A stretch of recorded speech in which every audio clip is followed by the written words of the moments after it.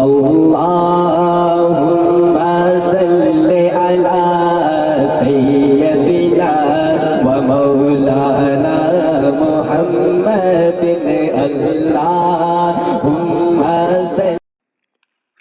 أعوذ بالله من الشيطان الرجيم. بسم الله الرحمن الرحيم. وصلی اللہ علی النبی الأمی. اگر کوئی کاروبار میں ترقی اور مال و دولت میں فراوانی کا خواہش مند ہو تو پابندی سے فرصت کے اوقات میں 313 بار یہ درود شریف پڑھ کر اللہ رب العزت کی ذات سے دعا کرے.